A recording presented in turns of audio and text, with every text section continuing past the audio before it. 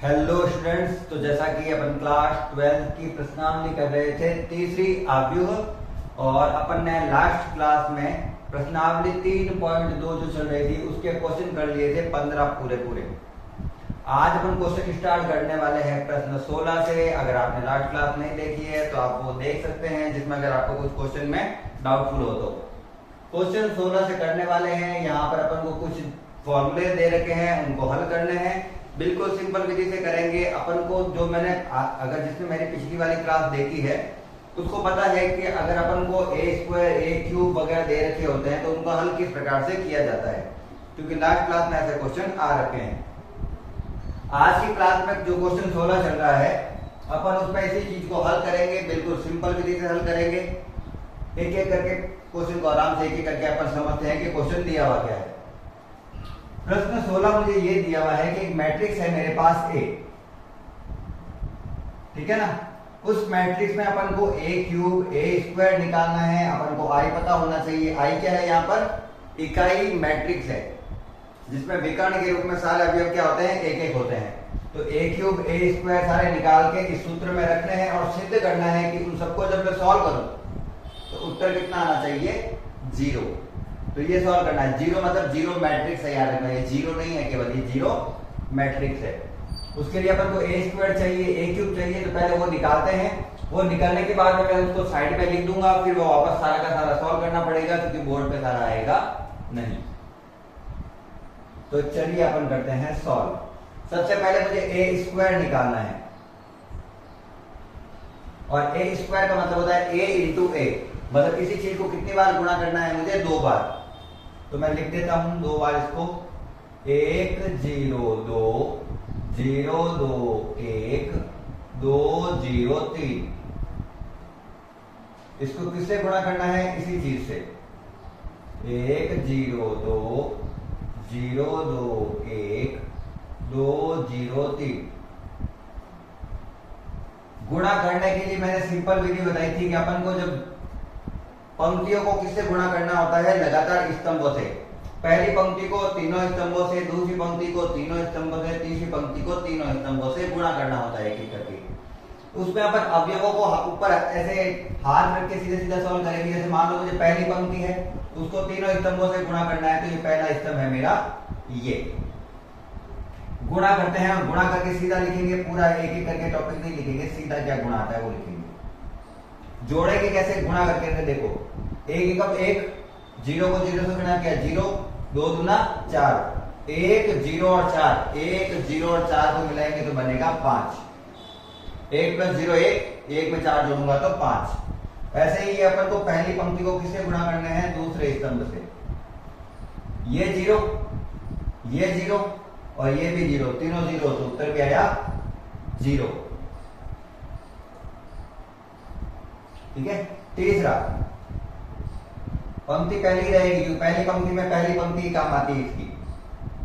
2 0 और 2 3 6, 2 0 6, 2 में 6 जोड़ूंगा तो 8, क्योंकि 0 का तो अर्थ ही नहीं है। ये हो गया पहला। अब मेरी कौन सी पंक्ति है? दूसरी पंक्ति। गुणा करते हैं। 0 0 2 2, ठीक है। 0 0 में 2 जोड़ूंगा तो 2 ही आएगा। 0 2 दूनी 4 और 0, तो हो गया 4 ही। 2 बार 0 और 1 बार 4, तो 0 4 ही आ गया। 0 2 एकम 2, 3 एकम 3, 2 और 3 कितना हो गया? 5। लास्ट ये वाली पंक्ति बची। अब गुणा करो। 2 0 6, 2 और 6 कितने होते हैं? 8। फिर 0 0 0 0, ठीक है। फिर 2 दूनी 4, 0 3 3 9, 4 और 9 कितने होते हैं? 13। तो ये मेरा आ गया स्क्वायर। ये मैंने क्या निकाला है? ए स्क्वायर। अब मुझे क्या निकालना है? ए क्यूब। अब मुझे निकालना है जनरली ए क्यूब। चलो ये यहाँ आ जाए तो अच्छी बात है। अब मुझे निकालना है ए क्यूब। और क्यूब निकालने का मेथड क्या होता है? क्यूब कैसे निकालते हैं अपन? स्क्वायर को किससे गुणा करना है? ए से। ए स्क्वायर को अगर ए से गुणा करूंगा तो ए क्यूब आ जाएगा।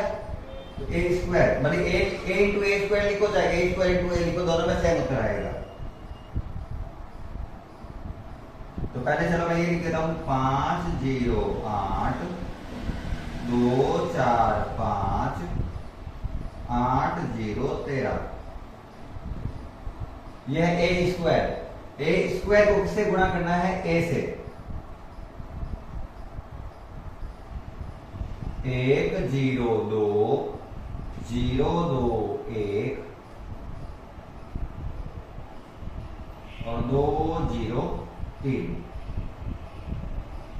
इसको करते हैं आपस में गुणा। गुणा करके देखते हैं क्या आता है। वही मेथड दूंगा मैं, शॉर्ट मेथड, सीधा सीधा गुणा करेंगे। तो ए क्यूब निकालने का मेथड, पहली पंक्ति और पहला स्तंभ 5 0 16। 5 और 16 कितना हो जाता है? 21। पहला आ गया 21, ठीक है। पहली पंक्ति दूसरा स्तंभ 0। देखो 5 को 0 से गुणा करूंगा 0, 2 को 0 से गुणा करूंगा 0, 8 को 0 से गुणा करूंगा 0। तो उत्तर भी कितना आ गया? 0।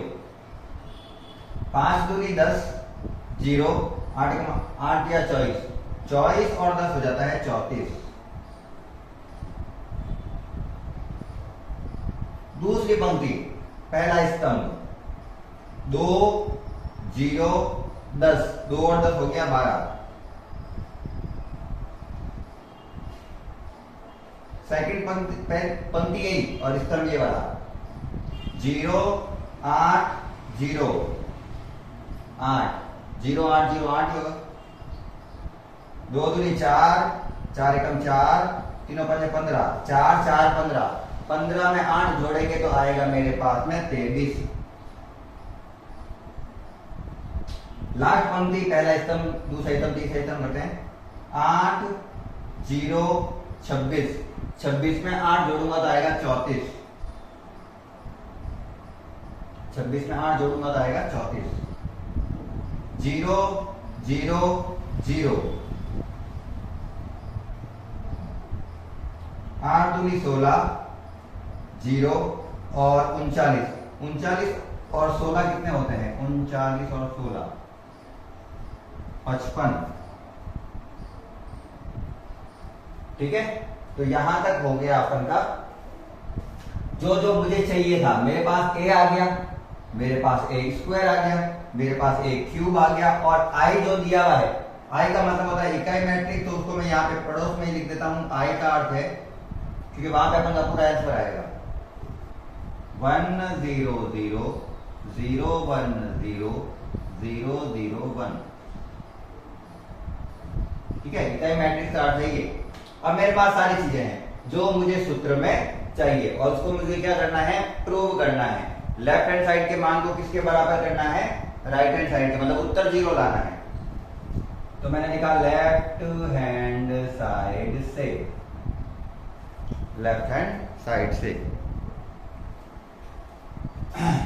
लेफ्ट हैंड साइड में मैंने जो लिखा हुआ है वो एक बार लिखूं। सबसे पहले लिखेंगे A cube minus 6a square plus 7a plus 2i बराबर लिखना है अपन को, जो भी आता है। सबसे पहले मुझे लिखना है ए क्यूब, तो मैं ए क्यूब एज इट इज लिख देता हूं। ए क्यूब क्या है मेरे पास? ये रहा। ए क्यूब क्या है मेरे पास? ये रहा। मेरे पास ए क्यूब है 21 0 34 12 8 23 34 0 55।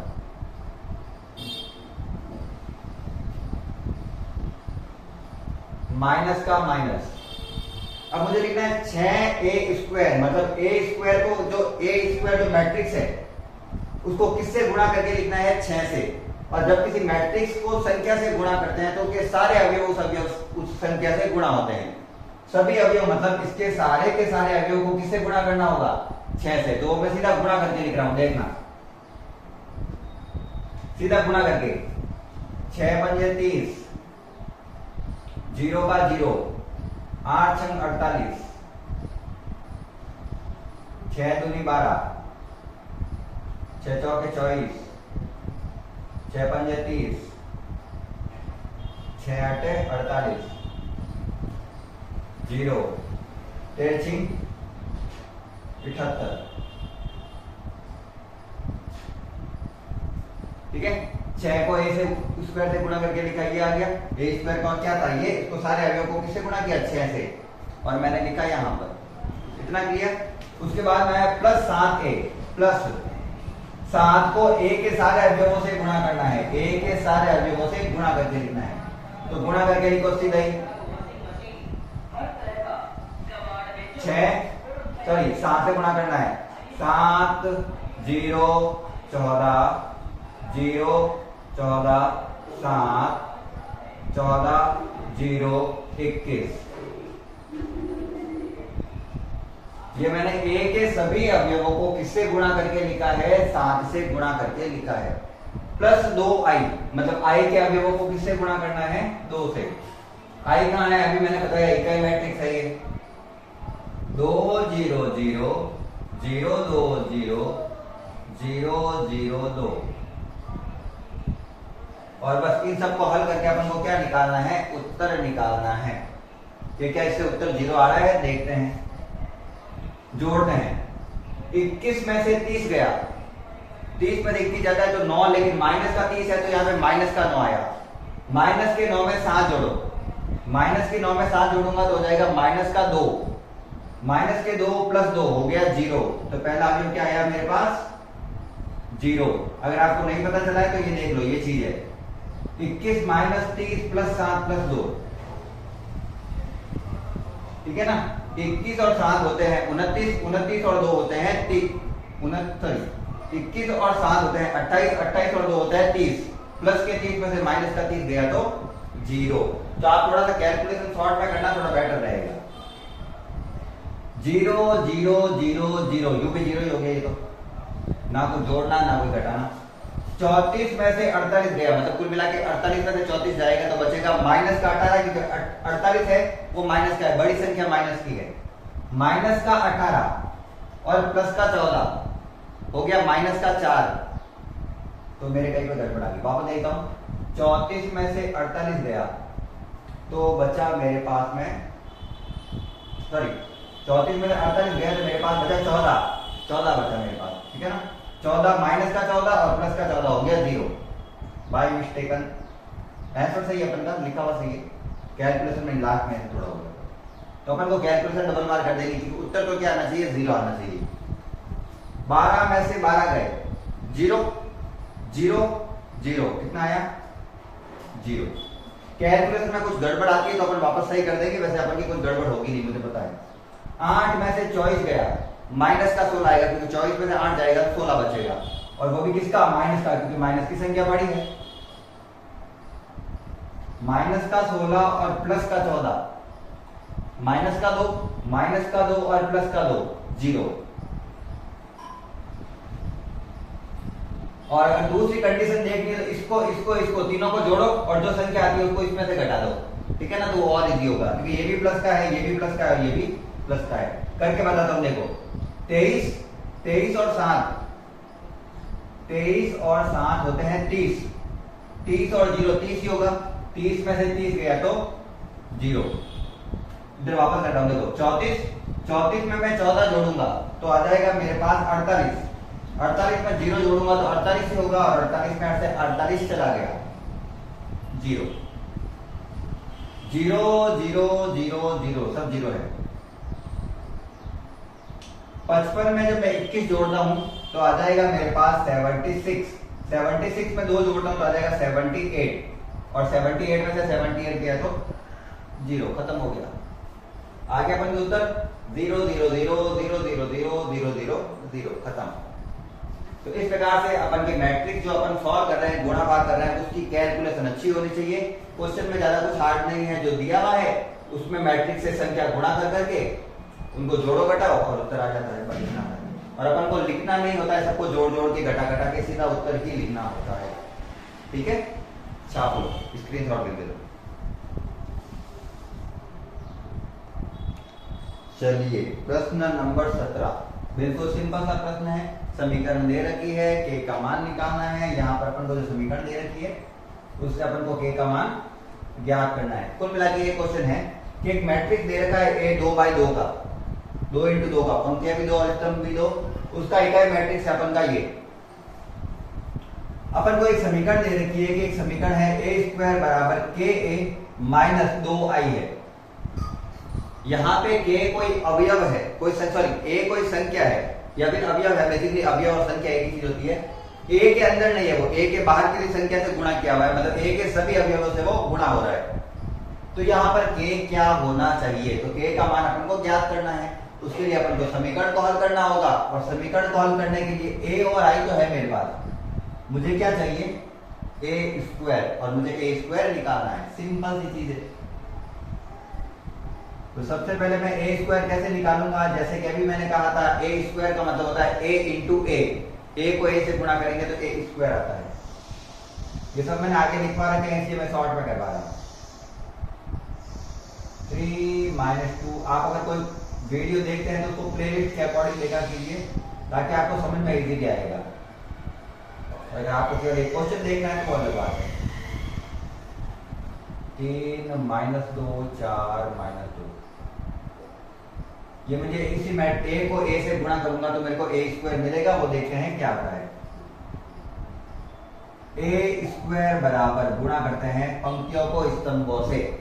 पहली पंक्ति पहला स्तंभ 3 × 9 और 2 × 4 8, तो 9 में से 8 गया क्योंकि माइनस का 2 है। माइनस के 2 को 4 से गुणा करूंगा तो माइनस का 8, तो 9 में से 8 गया तो 1।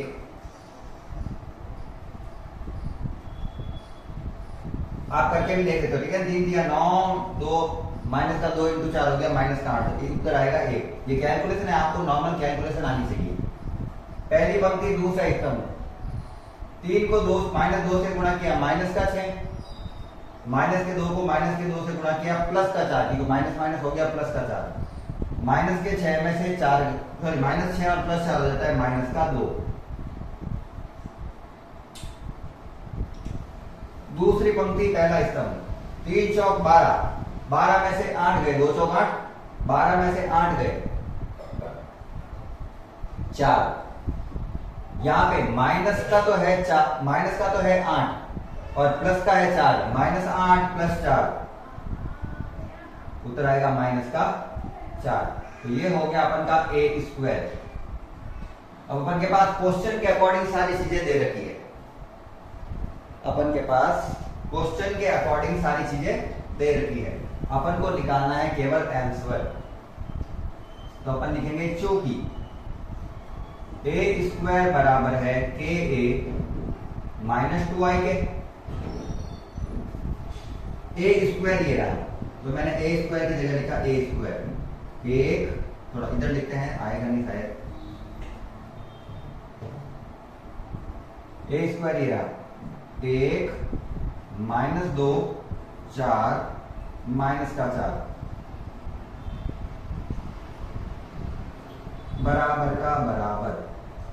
k को a के सभी अवयवों से गुणा करना है। a ये रहा, इसके सभी अवयवों को k से गुणा करना है। बाहर वाला अवयव तो सबसे गुणा होता है, तो गुणा करके सीधा साथ ही लिखेंगे।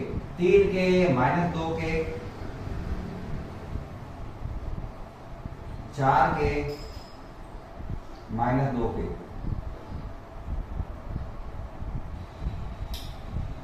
कहाँ गया माइनस, सर ये रहा यहाँ पे माइनस का 2 को i के सभी अवयवों से गुणा करना है। i ये रहा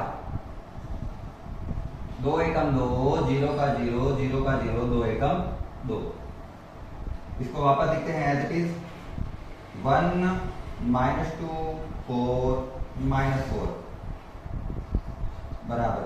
इसमें से इसको घटा के लिखना है, ये लिखा मैंने 3k - का 2, पहला अवयव पहले अवयव से घटा, माइनस के 2 को k में से 0 गया तो माइनस का 2k, 4k - 0 हो जाएगा 4k, और माइनस का 2k और ये 2, तो माइनस का 2k माइनस का 2।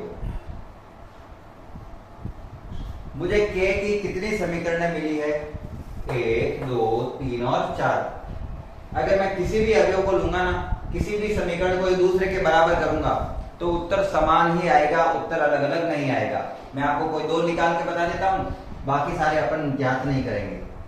जब दो मैट्रिक्स एक दूसरे के बराबर होते हैं तो उनके प्रत्येक समरूप मैट्रिक्स आपस में बराबर होते हैं जो समान बिंदु पर आ रहे हैं। पहला पहले के बराबर, दूसरा दूसरे के, तीसरा तीसरे के, चौथा चौथे के। पहला पहले के बराबर होगा तो मैं लिखूंगा 3 के -2 किसके बराबर होगा? 1 के। माइनस का 2 उधर गया तो प्लस का 2 हो गया, तो 1 का 1 और माइनस का 2 उधर गया तो प्लस का 2। 3 के बराबर 3, और 3 जब भाग में जाएगा तो 3 से 3 कट जाएगा एक बार में, तो के बराबर आ गया 1। इससे निकाल के देख लो, देखो 4 के बराबर 4, के से के 4 से 4 गया एक बार में। अगर इसको इसके बराबर रखूंगा, -2 से -2 गया, के बराबर 1। अगर इसको बराबर रखूंगा इसके, तो माइनस का 2 इधर आएगा तो प्लस का 2 होगा, तो ये हो जाएगा प्लस, ये हो जाएगा माइनस का 2।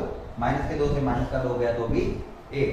तो चारों में से कोई भी समीकरण लोगे तो उत्तर एक ही प्रकार का आएगा। आपको कोई एक करना है, जैसे ये कर लेना या फिर ये कर लेना, जो आपको इजी लगे उससे आप इसका निकाल लेना हल।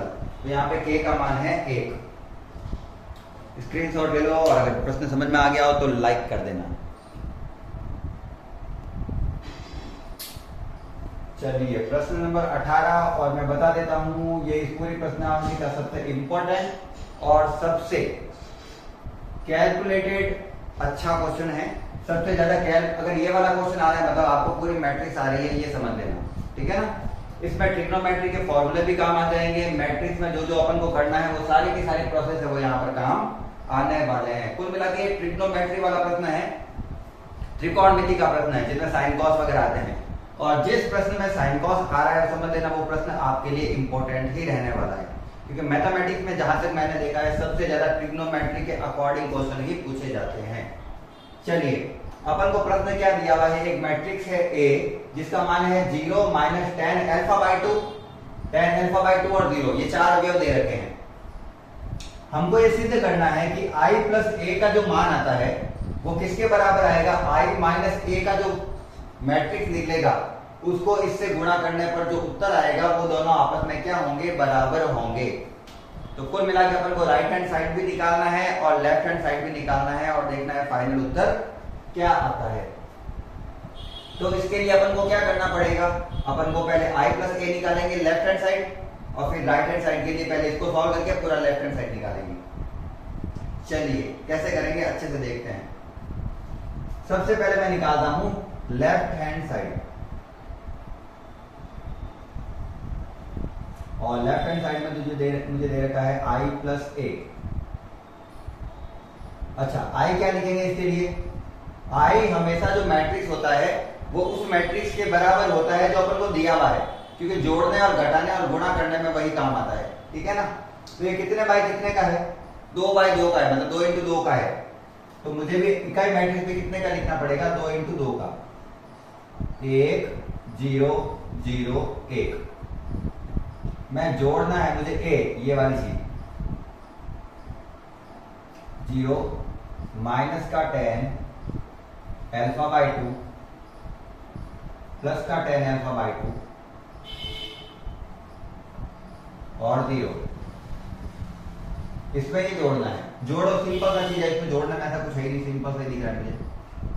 I + A बराबर जोड़ना था पहला अवयव पहले से, दूसरा गुणा नहीं करना है कि इसको ऐसे करने लग जाओ। जोड़ने में सीधा पहला अवयव पहले से, तो 1 में 0 जोड़ा तो 1, 0 में ये माइनस का α/2 जोड़ा तो tan α/2, इसमें tan α/2 जोड़ा तो tan α/2। जोड़ने जाना, ऐसा नहीं घटाना। 1 में 0 जोड़ा तो 1, और ये हो गया अपने लेफ्ट हैंड साइड समीकरण नंबर 1। लेफ्ट हैंड साइड बहुत इजी दिख रहा होगा, लेफ्ट हैंड साइड अपने सिंपल तरीके से निकाल लिया। अब निकालना है अपन को right hand side, I - A निकालना है। पहले I - A निकालते हैं फिर अपन राइट हैंड साइड निकालेंगे। तो अब मैं निकाल रहा हूं I - A, ठीक है ना। आप क्या निकाल रहा हूं? I - A। I का मान 1 0 0 1, a का मान माइनस करके लिखना है, a वही जो दिया हुआ है 0 माइनस का tan alpha by 2 tan alpha by 2 और यहाँ पे आ गया 0, घटा के लिखना ध्यान रखना बीच में माइनस है, एक में से 0 जाएगा तो एक ही बचेगा, जोड़ो भले घटाओ दोनों एक चीज है। 0 माइनस माइनस क्या हो गई है प्लस, तो यहाँ पे आ गया tan अल्फा बाय 2 प्लस का 0 माइनस प्लस माइनस हो गया तो माइनस का tan अल्फा बाय 2,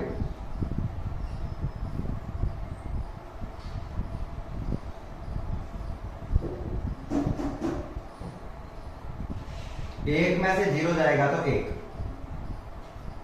तो ये मेरे पास क्या आया है i माइनस ए आया है मेरे पास, ये क्या है मेरे पास i माइनस ए। ये तो मैंने लेफ्ट हैंड साइड कॉल कर लिया था और राइट हैंड साइड कॉल करने के लिए मुझे ये चाहिए था, उसको इससे गुणा करना है सिंपल सा, और निकालना है मुझे इसके बराबर उत्तर, जो यहां से पूरा सॉल्व करूंगा उसका मान इसके बराबर आना चाहिए, इसके बराबर, ठीक है। तो यहां पे अपन करते हैं इसको हल। क्या दिया हुआ है मुझे i माइनस ए, सही, मुझे हल करना है राइट हैंड साइड। वैसे बता देता हूं ये पूरा यहां पर आएगा नहीं, मुझे एक बार हटाना पड़ेगा इसको। मुझे हल करना है i माइनस ए के साथ, कहां गया, कॉस अल्फा माइनस का साइन अल्फा, साइन अल्फा और कॉस अल्फा।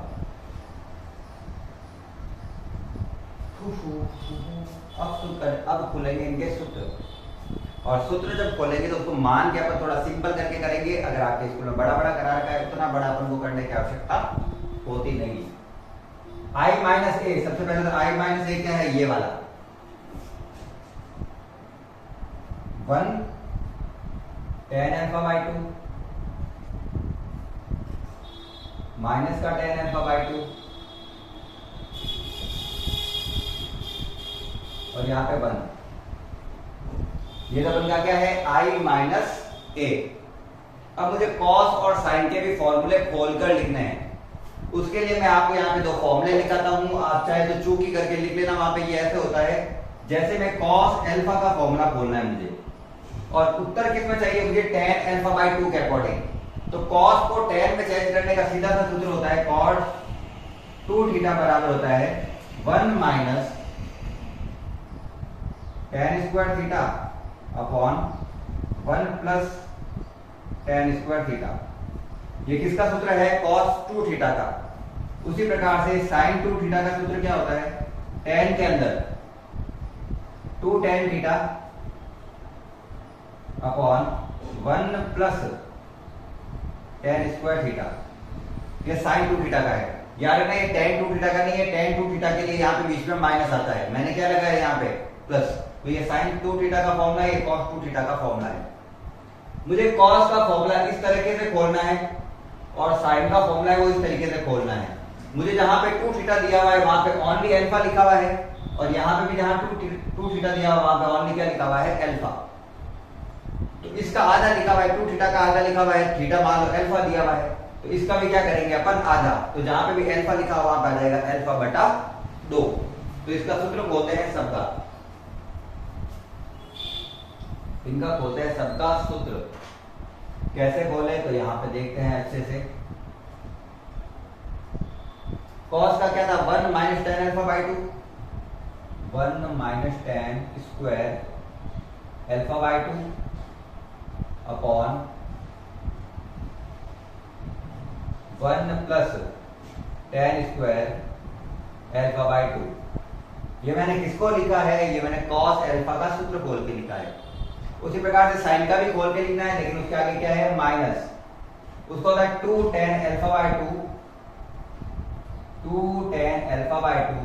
अभी इसको छोटा कर देंगे थोड़ा सा, चिंता की बात नहीं है, सिंपल था, यहाँ पे ऐसा कुछ नहीं है। अपॉन जो यहाँ पे दिया हुआ भाई 1 plus tan square alpha by 2। ये cos का फॉर्मूला, ये sin का फॉर्मूला। वापस यहाँ पे क्या दिया हुआ है साइन, तो यही फॉर्मूला वापस लिखना है। 2 tan alpha by 2 upon 1 plus tan square alpha by 2। यहाँ पे cos अल्फा दिया हुआ है, cos अल्फा का सूत्र ये है, तो वापस लिखेंगे 1 minus tan square alpha by 2 upon 1 plus tan square alpha by 2।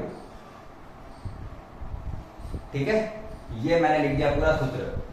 एक बार दिख रहा है क्या? मैं अच्छे से देख लेता हूँ मेरे मोबाइल पे। बिल्कुल क्लियरली दिख रहा है, कोई दिक्कत नहीं है। अब देखो इतना बड़ा है, अब मुझे यहाँ पे क्या है, इस मैट्रिक्स को इस मैट्रिक्स से गुणा भी करना है। अब इतना लंबा जब गुणा करूंगा ना, तो इतने को गुणा करके लिखूंगा कहाँ पे? मेरे बोर्ड अगर पूरा लिखूंगा तो भी नहीं आएगा, और यू भी तुम्हारी कॉपी में भी नहीं आएगा। तो उसके लिए क्या करता है, इसको थोड़ा शॉर्ट करने के लिए मैं मान लेता हूं कि tan अल्फा बाई 2 जो है उसको मैं लिख दूंगा x। उसको क्या लिखूंगा मैं? x। सिंपल सा x लिख के समीकरण को सरल करते हैं और फिर इसका करते हैं हल। तो जहां जहां पर दिख रहा है मुझे tan अल्फा बाई 2, वहां पे लिखता हूं x। 1x माइनस का x 1, वहां पे भी यही चीज करनी है। 1 minus x square upon 1 plus x square. 1 minus x square, tan के ऊपर स्क्वायर है, ध्यान रखना, स्क्वायर वाले के ऊपर x का भी स्क्वायर है। इधर माइनस का 2 tan अल्फा बाई 2 हो गया x upon 1 plus x square. वैसे ही इसको भी लिखना है, फिर गुणा करूंगा मैं इसको 2x upon 1 plus x square, और इसके लिए लिख देते हैं 1 minus x square upon 1 plus x square. जहां जहां पे tan दिख रहा है वहां पे मैंने क्या लिखा है? x, ताकि समीकरण को हल करने में आसानी हो। इस मैट्रिक्स को इस मैट्रिक्स से गुणा करना है, पंक्ति को किससे गुणा करते हैं? स्तंभ से। इसीलिए मैंने बोला था अगर आपको ये वाला क्वेश्चन आता है, मतलब आपको कैलकुलेशन अच्छी आती है, और कैलकुलेशन अच्छी आती है मतलब ये पूरा चैप्टर हो जाएगा। चलिए गुणा करते हैं अपन पहले, फिर अच्छे से सॉल्व करेंगे। ये हटाना पड़ेगा मुझे पता है, क्योंकि काफी लंबा चलता है ये क्वेश्चन। गुणा करते हैं, पहले की पंक्ति को दूसरे के स्तंभ, पहले के स्तंभ से। एक को इस पूरे से गुणा करेंगे, यही आएगा 1 minus x square upon 1 plus x square. इसको इससे गुणा, फिर बीच में प्लस करके इसको इससे गुणा, तो 2x को x से गुणा करूंगा तो 2x स्क्वायर हो जाएगा, बट्टा में 1 प्लस एक्स स्क्वायर का 1 प्लस एक्स स्क्वायर। अब काफी बच्चे कंफ्यूज होंगे कि जब मैंने इसको यहां से गुणा किया है तो केवल ऊपर गुणा क्यों किया, नीचे गुणा क्यों नहीं किया? तो ये ऐसे दे रखा है मुझे। और अगर आप मैथमेटिशियन हैं, अच्छे मैथमेटिक्स आती है, आपको गणित आती है, कैलकुलेशन, तो पता होगा ऊपर वाली संख्या से ही गुणा होती है, नीचे गुणा नहीं होता। तो आप गलती से इसको नीचे गुणा मत कर देना। ये मैं हर साल बच्चों को बताता हूँ, क्योंकि हर साल वो ये क्वेश्चन मुझसे पूछते हैं, तो मुझे पता है बच्चे कहाँ कंफ्यूज हो सकते हैं। पहली पंक्ति दूसरा स्तंभ, एक को इससे गुणा करेंगे तो यही आएगा माइनस का 2x upon 1 plus x square. इसको इससे गुणा किया था, ठीक है ना। अब इसको इससे, तो ऊपर वाली दोनों संख्याओं से गुणा करना है इसको, तो बीच में प्लस x को 1 से गुणा किया x माइनस x को x स्क्वायर से गुणा किया x क्यूब, बट्टा 1 प्लस एक्स स्क्वायर का 1 प्लस एक्स स्क्वायर। दूसरी पंक्ति पहला स्तंभ, माइनस को x को इससे गुणा करते हैं, दोनों ऊपर वालों से गुणा होगा। देखो ये पंक्ति है और ये क्या है? स्तंभ है। माइनस के x को इससे गुणा करूंगा, माइनस के x को 1 से गुणा किया माइनस का x, माइनस के x को माइनस के से गुणा किया तो माइनस माइनस प्लस का x क्यूब, बटा 1 प्लस एक्स स्क्वायर। पहला पहले से, अब दूसरा दूसरे से, बीच में प्लस, एक को इससे गुणा करेंगे वापस पूरा यही आएगा। ये हो गया। अब दूसरी पंक्ति और दूसरा स्तंभ, माइनस के x को माइनस के 2x से गुणा करूंगा तो minus minus plus 2x square, बटा 1 प्लस एक्स स्क्वायर। पहला पहले से हो गया। दूसरा, एक से इसको गुणा करेंगे तो वापस यही आएगा, तो हो गया प्लस 1 माइनस एक्स स्क्वायर बटा 1 प्लस स्क्वायर। यहां तक के लिए एक बार अच्छे से स्क्रीनशॉट ले लेना और मैं इसको हटाने वाला हूं, ठीक है ना। अच्छे से एक बार इसका स्क्रीनशॉट ले लो। मुझे जिसकी आवश्यकता है वो मैं रखूंगा, इसलिए मैं एक बार के लिए पॉज कर देता हूं। अब देखो, मैंने इधर वाला सारा हटा के ओनली ऊपर लिखा है मेरे लेफ्ट हैंड साइड में क्या आया था, क्योंकि जब मैं राइट हैंड साइड को हल कर रहा हूं तो मुझे लास्ट में उत्तर भी तो देखना है कि इसका उत्तर और इसका उत्तर बराबर है या नहीं है। तो मुझे इसको सॉल्व करना है, थोड़ा शॉर्ट में सॉल्व करने का प्रयास करते हैं, अच्छे से समझना।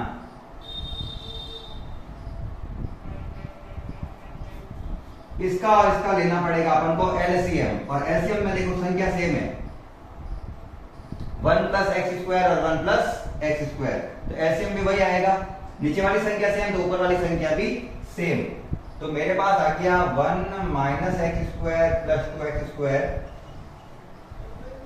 बट्टा 1 प्लस एक्स स्क्वायर। एलसीएम आ गया दोनों का यही, और नीचे वाली संख्या सेम है तो ऊपर वाली संख्या भी सेम। तो मैंने क्या लिखा, 1 minus x square plus 2 x square.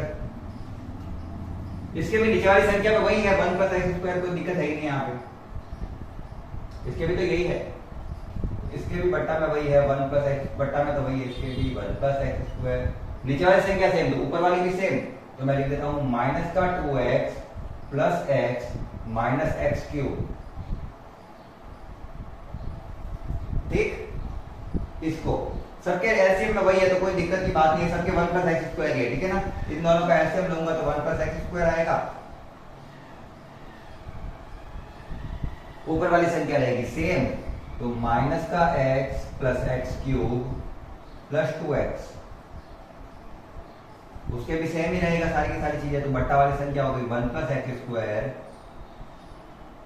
2x square plus 1 minus का एक्स स्क्वायर। सॉल्व करो।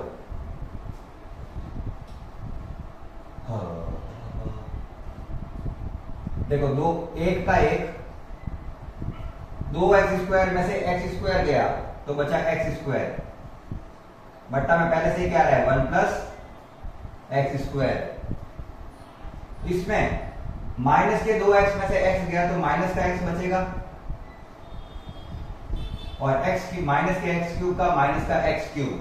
वापस देखना, माइनस के 2x में से x गया माइनस का x और माइनस का एक्स क्यूब, तो ये लिखा है बट्टा में 1 प्लस एक्स स्क्वायर।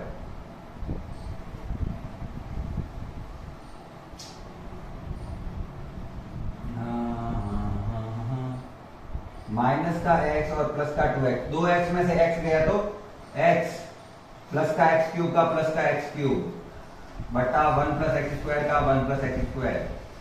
इसमें 2x स्क्वायर में पहले एक का एक लिख देता हूँ, आगे चाहिए मेरे को ये, अरे जरूरी नहीं होता लेकिन फिर भी बच्चों के अकॉर्डिंग। और 2x स्क्वायर में से x स्क्वायर जाएगा तो बचेगा x स्क्वायर बटा 1 प्लस एक्स स्क्वायर। अगर मैं ध्यान से देखूं तो 1 प्लस एक्स स्क्वायर में से 1 प्लस एक्स स्क्वायर गया 1 बटा 1,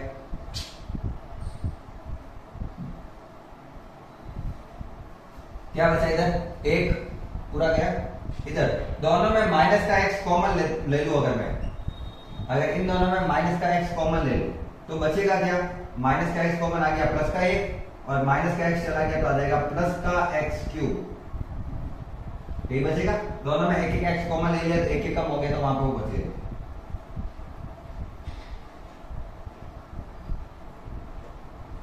इसमें भी वही, दोनों में x कॉमन लेता हूं मैं,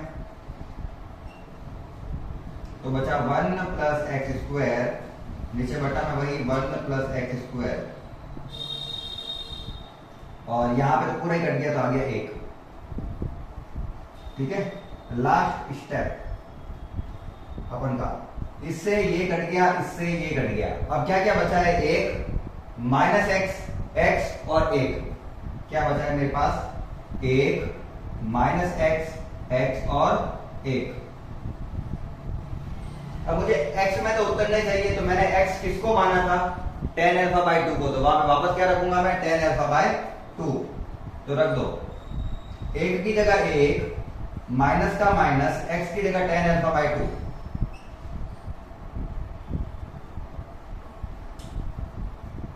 tan अल्फा बाई 2, और कहां गया सॉरी x की जगह वापस रख रहा हूं tan अल्फा बाई 2, और 1 की जगह 1। क्या अपन का लेफ्ट हैंड साइड पे यही आया था, 1 माइनस का tan alpha by 2 tan alpha by 2 1, 1 minus का tan alpha by 2 tan alpha by 2 1। Left hand side बराबर राइट हैंड साइड, ये हो गया अपन का हैंस प्रूफ। सिंपल सा क्वेश्चन था, थोड़ी सी कैलकुलेशन थी इसमें, लेकिन अपन को ये क्वेश्चन मोस्ट इंपोर्टेंट है, एग्जाम में हर साल पूछा जाता है लगभग, तो अपन को अच्छे से करना है, स्क्रीनशॉट ले ले अच्छे से। फिर करते हैं क्वेश्चन नंबर नेक्स्ट। चलिए प्रश्न नंबर 19 थ्योरेटिकल प्रश्न है थोड़ा सा, तो अपन इसको पहले अच्छे से पढ़ेंगे, क्वेश्चन में क्या दिया हुआ है उसको समझेंगे, उसके बाद में हल करेंगे। वैसे जहां तक हो सके एग्जाम में इस प्रकार के प्रश्न पूछना थोड़ा सा मुश्किल होता है, लेकिन चूंकि आपके बुक में दिया हुआ है तो अपन इसको अच्छे से समझ के क्या करते हैं, हल करते हैं। प्रश्न क्या दिया हुआ है अच्छे से समझना पहले। किसी व्यापारी संघ के पास 30,000 रुपयों का कोष है। एक व्यापारी है, उसके पास 30,000 रुपए है, ठीक है ना, 30,000 रुपए का कोष है उसके पास, जिसे 2 भिन्न भिन्न प्रकार के ब्रांडों में निवेशित करना है। उसको वो रुपए है वो अलग अलग ब्रांड के लिए निवेश करना है, 1-2 चीजें अलग अलग लेनी है उसको खर्च करना है। प्रथम ब्रांड पर 5% वार्षिक और द्वितीय ब्रांड पर 7% वार्षिक ब्याज प्राप्त होता है। एक ब्रांड पर तो 5% होता है और दूसरे ब्रांड पर 7% अपन को ब्याज प्राप्त होता है वार्षिक। आव्यूह गुणन का प्रयोग द्वारा यह निर्धारित कीजिए कि 30,000 रुपयों के कोष को 2 प्रकार के ब्रांडों में निवेश करने के लिए किस प्रकार से बांटे कि व्यापारी संघ को प्राप्त कुल वार्षिक ब्याज 1800 प्राप्त हो। एक व्यापारी है, उसको 2 अलग अलग चीजें खरीदनी है, एक पर 5% का ब्याज दर लगता है, दर है ध्यान रखना, ब्याज दर लगता है, और एक पर 7% का ब्याज दर लगता है, ठीक है।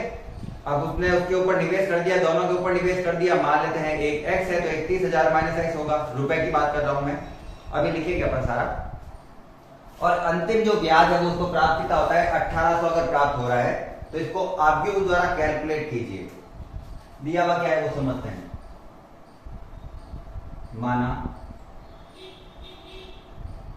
व्यापारी द्वारा दोनों ब्रांड पर निवेश मूल्य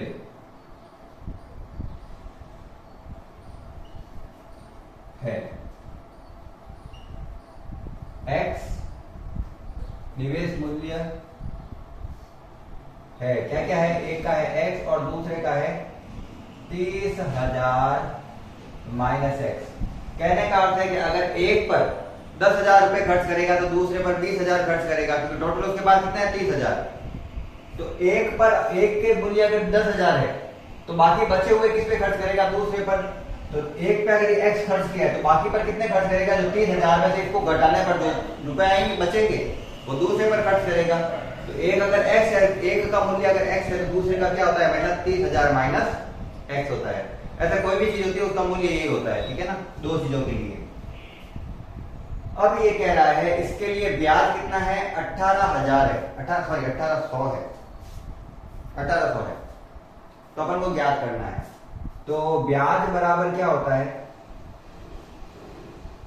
ब्याज बराबर क्या होता है, मूलधन इंटू दर इंटू समय। और इसके आधार पर अपन को मैट्रिक्स बनाना है और उसका क्या करना है, हल करना है। अब ब्याज दोनों का मिलाकर दिया हुआ है, तो ब्याज कितना दिया हुआ है अपन को मैट्रिक्स में 1800, और ये कितने का मैट्रिक्स है, ये 1/1 का है, 1 इंटू 1 का। मूलधन 2 प्रकार के हैं इसके पास, एक x है और एक क्या है 30,000 माइनस x। एक पे अगर मूलधन x खर्च किया है तो दूसरे पे 30,000 माइनस x। तो उसको कैसे लिखा जाएगा, उसको लिखा जाएगा पंक्ति में, एक x है और दूसरा है 30,000 माइनस x। ये हो गया 1 इंटू 2 का, पंक्ति 1 और स्तंभ 2। तो आगे वाला जो अपन बनाएंगे उसमें स्तंभ कितने, उसमें पंक्तियां कितनी होनी चाहिए? 2, क्योंकि इसी दो अवयवों का गुणा तभी होता है जब पहले अवयव के स्तंभों की संख्या दूसरे अवयवों की पंक्तियों की संख्या के बराबर हो।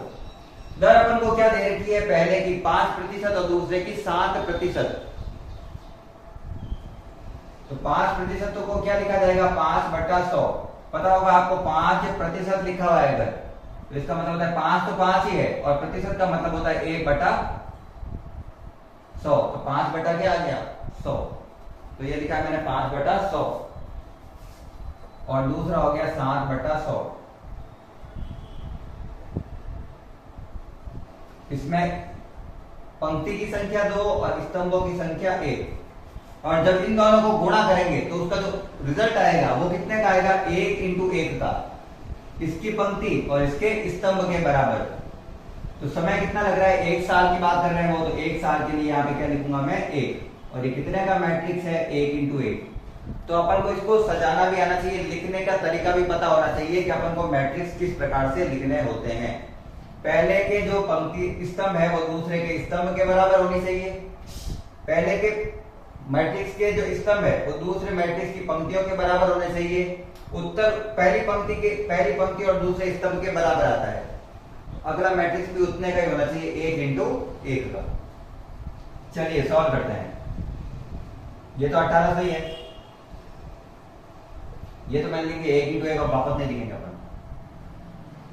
पहले की पंक्ति को दूसरे के स्तंभ से पंक्ति स्तंभ को गुणा करना है। 5 को x से गुणा करो, आगे 5x/100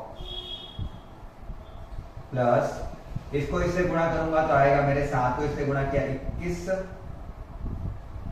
2 लाख हो गया, 2,10,000 माइनस 7x/100। इस 7 को ऊपर वाले दोनों से गुणा किया है, बट्टा में 100 का 100 × 1, और जब इसको 1 से गुणा करूंगा तो यही आएगा। तो वो भी मैं एक बार साथ में मान लेता हूं कि मैंने सबसे गुणा कर दिया है। इसको इससे गुणा और फिर 1 से गुणा करेंगे तो वापस यही आएगा। इस पूरे का मान इसके बराबर होगा, क्योंकि मैट्रिक्स में जो अवयव होते हैं उनके मान बराबर होते हैं, तो उनके अवयव बराबर होंगे। तो यहां पर मैं लिखूंगा 1800 बराबर है, इसको हल करके लिखते हैं, बट्टा में आएगा एलसीएम में 100। जब एलसीएम सेम है तो ऊपर वाली संख्या भी सेम होगी, तो 2,10,000 तो ऐसे कैसे लिख दिया मैंने? 7x में से 5x गए तो 2x, और वो भी माइनस का, क्योंकि ये माइनस का है। क्रॉस में गुणा करें, गुणा भाग तो आपको आना चाहिए क्योंकि आप मैथ्स के हो। मैं आपको बता रहा हूँ कि चीजें क्या चलती है। कैलकुलेशन तो बच्चों की खुद की क्या होनी चाहिए? अच्छी होनी चाहिए। चलिए इसको इधर से गुणा करते हैं, ठीक है ना।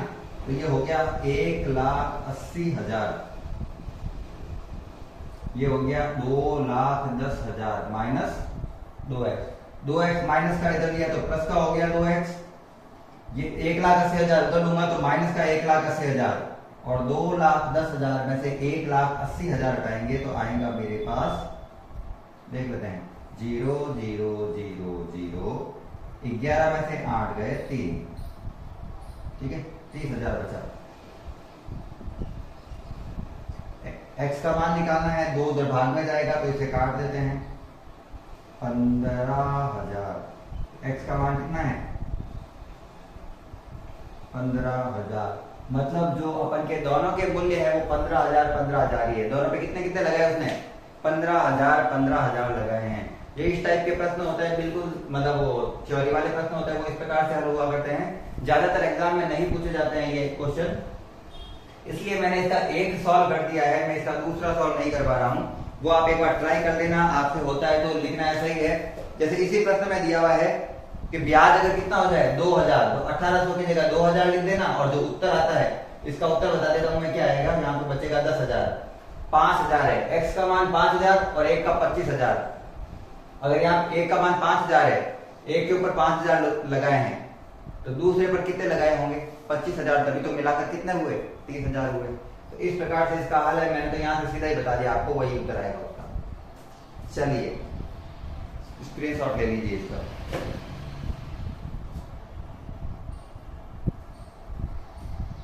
चलिए प्रश्न नंबर है अपन का 20वां, वापस थ्योरी वाला प्रश्न है। ये थोड़ा सरल है, ये थोड़ा ज्यादा इजी है, सिंपल सा है, अपन को जो जो चीजें पता होनी चाहिए वो अपन को सारी की सारी दी हुई है। देखो क्या क्वेश्चन दिया हुआ है, किसी स्कूल के पुस्तकों की दुकान में 10 दर्जन रसायन विज्ञान, 8 दर्जन भौतिक विज्ञान तथा 10 दर्जन अर्थशास्त्र की पुस्तकें हैं, किताबें हैं इतनी, ठीक है ना। इन पुस्तकों का विक्रय मूल्य क्रमशः दिया हुआ है, मतलब रसायन विज्ञान का 80, भौतिक विज्ञान का 60 और अर्थशास्त्र का 40 रुपए है प्रत्येक का। आव्यूह बीजगणित का प्रयोग करके इन पुस्तकों को बेचने में प्राप्त हुई कुल धनराशि ज्ञात कीजिए। उसके लिए अपन को ये पता होनी चाहिए कि अपन ने चीजें कितनी ली है और एक चीज का मूल्य कितना है। प्रत्येक का मूल्य तो उसने पहले से ही दे रखा है। जैसे मुझे मान लो एक चॉकलेट की रेट दे रखी है 10 रुपए और मुझे 10 चॉकलेट की रेट कितनी होगी, तो 10 दाए 100। तो मुझे उसके लिए दो चीजें पता होनी चाहिए, एक तो मैंने कितनी खरीदी और एक का मूल्य क्या है, तो उन दोनों को आपस में गुणा करेंगे तो उत्तर आ जाएगा। तो दिया हुआ क्या है मुझे ये देखते हैं। सबसे पहले मुझे दिया हुआ है रसायन विज्ञान। रसायन विज्ञान कितनी पुस्तकें है इसकी, 10 दर्जन और एक दर्जन में 12 होती है तो 10 दर्जन में हो गई 120 पुस्तक, ठीक है। इसी प्रकार से दूसरा दिया हुआ है मुझे भौतिक विज्ञान यानी फिजिक्स।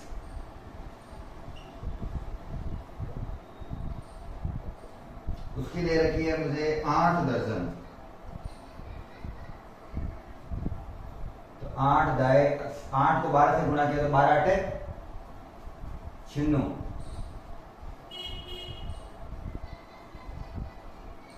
और लास्ट दिया मुझे अर्थशास्त्र, इकोनॉमी। देखो फिजिक्स और साइंस और कॉमर्स दोनों को मिक्स कर रहे हैं क्योंकि कॉमर्स के भी मैथ्स होती है, ठीक है ना। तो दोनों के लिए मिक्स कर रहे हो तो दोनों की बुकें लिखी है उन्होंने 10 दर्जन वापस। तो किसी को भी नाराज नहीं कर रहे हैं बुक वाले।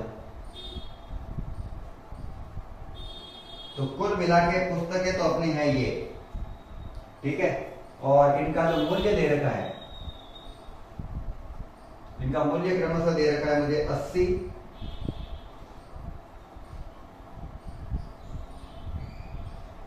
60 और 40। ये मैं लिख देता हूं ताकि मुझे चीजें याद रहे। ये मुझे इस प्रकार से दिया हुआ है, ठीक है ना। 2 मिनट के लिए रुक जाना क्योंकि कैलकुलेशन बाद में गलत नहीं आनी चाहिए, बाकी ठीक है। चलिए ठीक है, लिखा हुआ है ठीक। अब मुझे कह रहा है कि इसके बताओ टोटल रुपए कितने लगे। तो टोटल रुपए कैसे निकालते हैं, जैसा कि मैंने अभी बताया, कोई चीज कितनी संख्या में ले रखे हैं उसकी एक का मूल्य से गुणा कर दो। जैसे एक चॉकलेट अगर 10 रुपए की है तो चॉकलेट का मूल्य होगा 10 रुपए। अपन ने कितनी चॉकलेट खरीदी, अपन ने 8 चॉकलेट खरीदी, तो 8 दाए क्या हो जाता है उसका 80। लेकिन ये कह रहा है मैट्रिक्स के रूप में हल कर इसको, तो कर देते हैं। तो मैट्रिक्स के रूप में हल करने पर क्या उत्तर आएगा, अगर मैट्रिक्स को मैं इसको लिखता हूं पंक्ति के रूप में तो उसको किसके रूप में लिखूंगा, स्तंभ के रूप में। इसको अगर स्तंभ के रूप में लिख रहा हूं तो उसको पंक्ति के रूप में लिख रहे हैं तो उत्तर आएगा नहीं। तो अपन को पहले इसको पंक्ति के रूप में ही लिखना है, पहला हमेशा पंक्ति। तो ये 1 × 3 की है और दूसरे का स्तंभ 80, 60 और 40। ये ध्यान रखना, हमेशा पहली पंक्ति रहेगी और बाद में क्या आएगा, स्तंभ बाद में, पहले स्तंभ बाद में पंक्ति कर मत देना, उत्तर गलत हो जाएगा। करो गुणा करो, 120 को 80 से गुणा किया, 12 नहीं होता ना, 2 0 के 2 0। 96 को 6 से गुणा किया, 96 को 6 से गुणा किया, 6 6 36 का 6 80 का 3 6 9 54 और 55 57 5 7 6 0 बस 1 0 प्लस 12 को 4 से गुणा किया, 12 चौक 48, 2 0 के 2 0, सबको जोड़ लो भाई, उत्तर है 0 6 7 और 8 हो गया 15, 15 में 6 जोड़े तो 21, 21 का 1 हासिल का 2, 11, 11 और 5 16, 16 और 4 20, 20,160। एक उत्तर देख लेता हूँ, कैलकुलेशन बाद में देखते रहेंगे वापस। अगर उत्तर सही है तो कैलकुलेशन यही है, अगर उत्तर गलत है तो वापस कैलकुलेशन कर लेंगे। चलिए 20,160 यही उत्तर है, यही उत्तर है, ठीक है ना। मैं इसलिए वापस देख लेता हूं क्योंकि अपन जब कैलकुलेशन करते हैं और बड़े नंबर्स होते हैं तो जरूरी नहीं है कि अपन के एकदम करेक्ट आंसर आए, कभी कभी गलती हो जाती है बीच में किसी पॉइंट पे, तो अपन को ये ध्यान रखना चाहिए कि अपन को दूसरी बार जरूर एक बार उसको चेक कर लेना चाहिए। तो ये अपन का आंसर यही हो गया 20 क्वेश्चन का हल। आगे वाले प्रश्न थोड़ा इजी है, इसके साथ में देख लेते हैं फटाफट से। आगे वाले के साथ में देख लेते हैं, यहां तक हो गया 20 का उत्तर। अब क्वेश्चन नंबर दिया हुआ है, प्रश्न नंबर 21 क्या दिया हुआ है वो पढ़ते हैं। एमसीक्यूज वाला है, फटाफट से हल होने वाला है, साथ में लिख देते हैं ना। पहले देखो क्वेश्चन में आपको नीचे कुछ दिया हुआ है, नीचे कुछ मतलब वो दिए हुए हैं चीजें, वो क्या लिखी हुई है। मान लीजिए कि एक्स वाई जेड डब्ल्यू और P, X Y Z W और पी, ये 5 मैट्रिक्स है और ये मैट्रिक्स के क्रमशः किस प्रकार से हैं। ये 2 इंटू एन का है, इसमें 2 पंक्ति स्तंभ पता नहीं है, एन है, 3 इंटू के, जेड है 2 इंटू पी, फिर ये है एन इंटू 3 और फिर है पी इंटू के, ठीक है। ये बड़ा वाला पी है, ये छोटा वाला पी है, ठीक है ना। ये इस प्रकार से मुझे कुछ संबंध दिए हुए हैं, मैट्रिक्स के कुछ पंक्तियां और स्तंभ दे रखे हैं, ठीक है। अब 21वां प्रश्न क्या पूछ रहा है मुझसे, ये तो मेरे को कुछ संबंध दिए हुए थे, ये तो बेसिक है, ये सबके लिए है, ये 21 के लिए भी है और 22 वाले प्रश्न के लिए भी यही है। तो ये तो अपन का बेसिक ज्ञान, ये दिया अपन को मान दिए हुए कुछ। अब मुझे यहाँ पे दिया हुआ है कुछ भी लिखो ना प्रश्न 21, क्योंकि एमसीक्यू वाले समझाने होंगे। एमसीक्यू दिया हुआ है, क्वेश्चन दिया हुआ है पी को वाई से गुणा कर रहे हैं प्लस डब्ल्यू को वाई से गुणा कर रहे हैं, दोनों को वाई से ही गुणा कर रहे हैं, ठीक है ना। के परिभाषित होने के लिए एन के पी पर क्या प्रतिबंध होंगे। इसके लिए इनके लिए प्रतिबंध बताना है कि इनके प्रतिबंध क्या होंगे, वो देखना है सिंपल सा। तो पी कितने का है, पी है पी इंटू के का, ये है पी इंटू के का, बड़ा लिखे, थोड़ा बड़ा लिखे, पी इंटू के का, और y क्या है 3 इंटू के का, प्लस w क्या है n इंटू 3 का, और क्या कहे तो वापस क्या दिया, y दिया हुआ क्या 3 इंटू के का, ठीक है। ये बोल रहा है इसके लिए क्या प्रतिबंध है कि इनके जो पंक्ति और स्तंभ है वो क्या होने चाहिए। तो पहले तो जब अपन गुणा करते हैं तो पहले के जो स्तंभ होते हैं वो दूसरे की पंक्ति के बराबर होने चाहिए, पहले के जो स्तंभ होते हैं वो दूसरे की पंक्ति के बराबर होने चाहिए, मतलब के किसके बराबर होना चाहिए 3 के।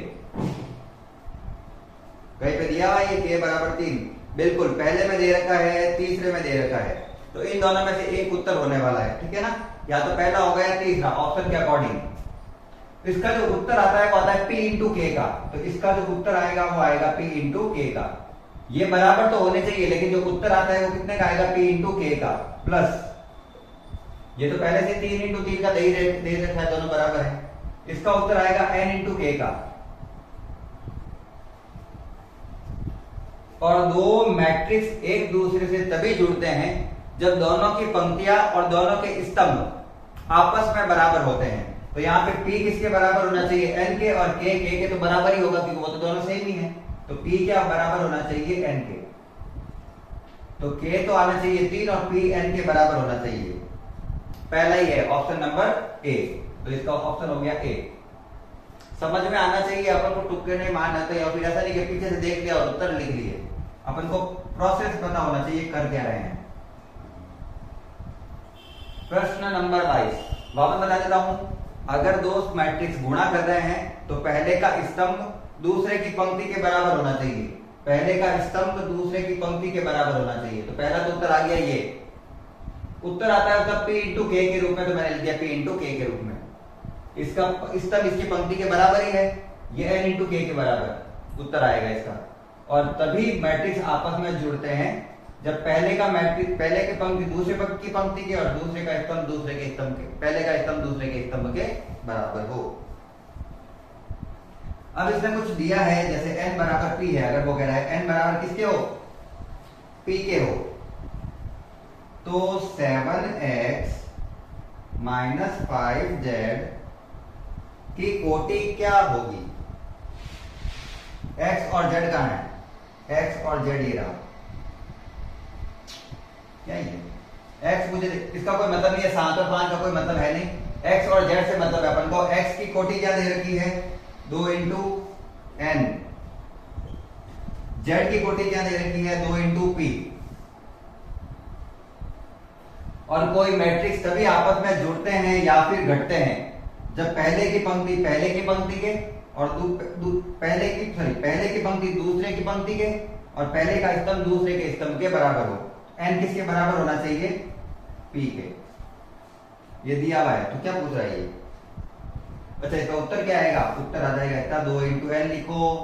उत्तर चाहे इसका 2 इंटू n लिखो चाहे 2 इंटू p, दोनों में से एक भी ऑप्शन में आ रहा है तो उत्तर वही है उसका। कोई आ रहा है क्या, 2 इंटू p तो कहीं आ नहीं रहा है, जाहिर है p इंटू 2 अलग चीज होती है और 2 इंटू p अलग होता है। 2 इंटू p कहीं नहीं दिखेगा आपको दिख रहा है 2 इंटू n, और ऑप्शन नंबर है बी। और ये हो गया अपन की पूरी की प्रश्नावली का एंड।